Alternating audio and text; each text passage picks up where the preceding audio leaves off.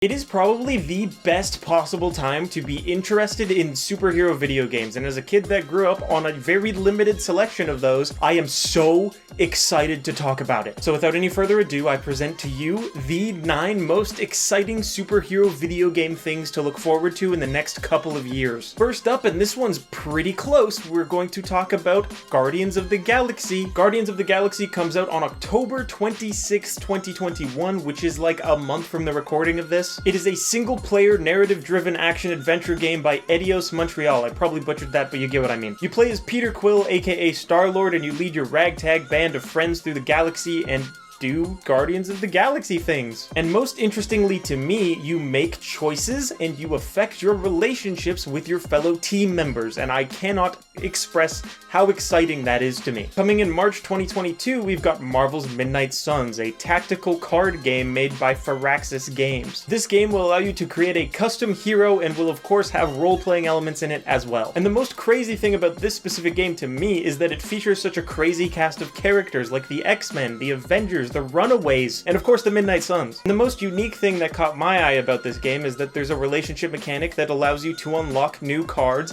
as you become better friends with your teammates. This means that as your team and your fellowship grows closer, as does your ability to kick ass. 2022 seems like a stacked year for superhero video games because we've also got Suicide Squad Kills Superman coming out that year. This continuation of the Batman Arkhamverse is the first game in the series to not focus on him as the main character. This action-adventure/shooter game will focus on the Suicide Squad in Metropolis trying to deal with Brainiac and of course Superman. I think all this game has to do is lean into the comedy and the tragedy in just the right way for the Suicide Squad while also giving players like a little bit of references to the Batman Arkhamverse.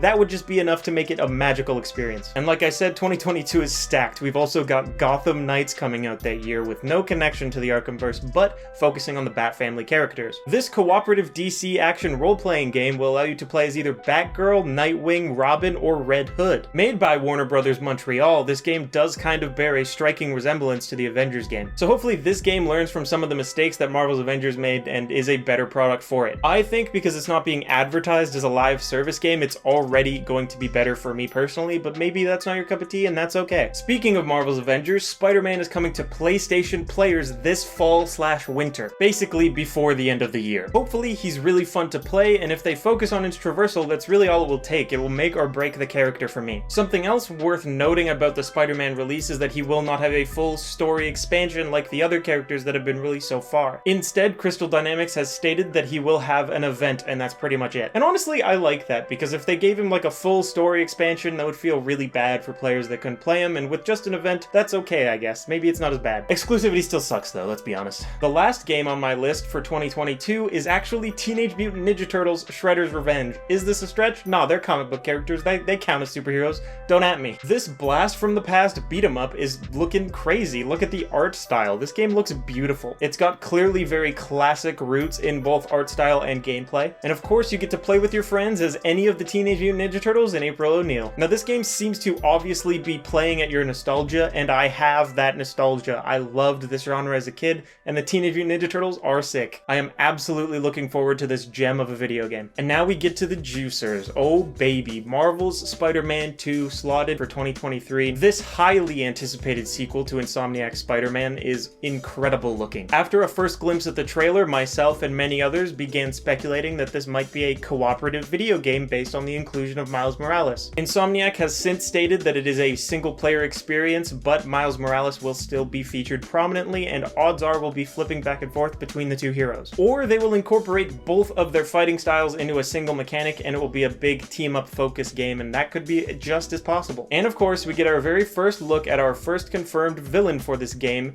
and they are Venom. But that's not all Insomniac had in store for us. They went out of the blue and confirmed another game, Marvel's Wolverine. Now, odds are, because we saw less of this game, that it's coming after Marvel Spider-Man 2, and that's probably going to put it in 2024 at the absolute earliest. And we really don't know that much about this game, unfortunately, so I don't have that much to say other than I'm excited for it. But allow me to theorize a little bit. I think one will either be driving around a motorcycle in a big open city similar to their playstyle with Spider-Man, or they will cut the free roam aspect and focus on the action and make it it like a linear story-based type experience. I think narrative will be prominent either way, but that's just, in my opinion, the best two ways that this could go. And finally, there are rumors that Injustice 3 is in the works. This is due to the recent NVIDIA GeForce Now leaks, which if you have not heard about, I urge you to go research because there was a ton of stuff in there, different references to different games like a Batman Arkham remaster, stuff like that. There's even talks of potential PlayStation and Switch exclusives being on GeForce Now, which would be crazy, and it's just a really good service even, not sponsored, but maybe sponsored one day? Ooh.